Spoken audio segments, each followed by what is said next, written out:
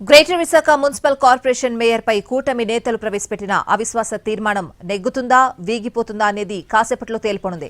Council ప్రత్యేక సమావేశానికి హాజరయ్యేందుకు కూటమి కార్పొరేటర్లు ఇప్పటికే జీవీఎంసీ కార్యాలయానికి చేరుకున్నారు.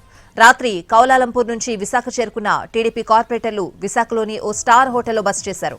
అక్కడి నుంచి ప్రత్యేక బస్సులో భారీ పోలీస్ బందోబస్తు మధ్య కార్పొరేషన్ కార్యాలయానికి చేరుకున్నారు. హోటల్ నుంచి జీవీఎంసీకి కార్పొరేటర్లు బయలుదేరే ముందు కార్పొరేటర్లతో సమావేశమై చర్చించారు. కూటమి ఎమ్మెల్యేలు, ఎంపీలు కౌన్సిల్ ప్రత్యేక సమావేశంలో అనుసరించాల్సిన వ్యూహాలను కార్పొరేటర్లకు వివరించారు.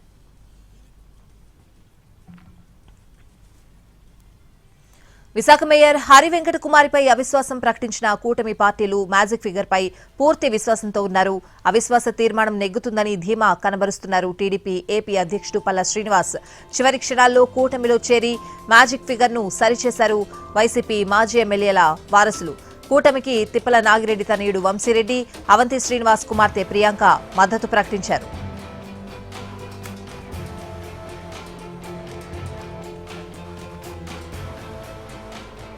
అవిశ్వాసం నెగ్గేందుకు 3/2 మెజారిటీ అవసరం. అయితే కౌన్సిల్ సమావేశాన్ని వైసీపీ బహిష్కరించింది. కమ్యూనిస్టు పార్టీలు ఓటింగ్కు దూరంగా ఉండాలని నిర్ణయించాయి.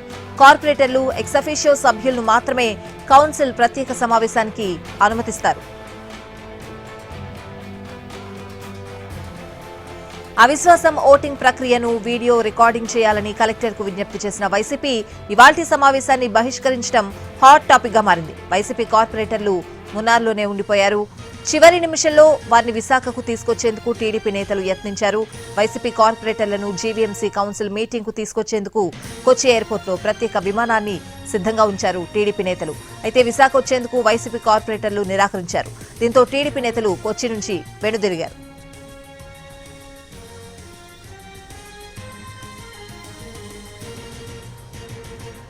కౌన్సిల్ ప్రత్యేక సమావేశం సందర్భంగా జీవీఎంసీ సిబ్బంది కార్యాలయానికి చేరుకున్నారు. మేయర్పై అవిశ్వాస తీర్మానం నేపథ్యంలో సిబ్బందికి ప్రత్యేక పాస్లు జారీ చేశారు జీవీఎంసీ కమిషనర్.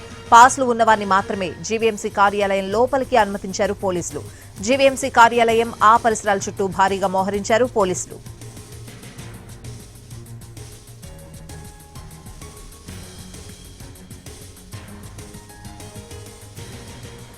జీవీఎంసీకి 2021లో ఎన్నికలు జరిగాయి. ఫ్యాన్ సింబల్ పై 58 మంది కార్పొరేటర్లు గెలిచారు. టీడీపీ టికెట్ పై 29 మంది, జనసేన టికెట్ పై 3 గెలిచారు.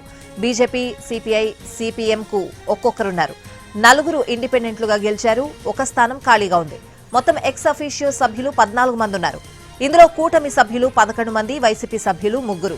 ఎక్స్ అఫీషియో సభ్యులతో కలిసి మొత్తం 111 మంది ఉన్నారు. అవిశ్వాస తీర్మానం నెగ్గాలంటే 3/2 మెజారిటీ అవసరం. అయితే వైసీపీ టికెట్ పై గెలిచిన వాళ్లలో 25 మంది పార్టీ ఫిరాయించారు. వైసీపీకి తగినంత సంఖ్యాబలం లేకపోవడం, కౌన్సిల్ సమావేశాన్ని బహిష్కరించడంతో అవిశ్వాసం నెగ్గడం ఖాయమని మరింత ధీమాగా చెప్తున్నారు టీడీపీ నేతలు.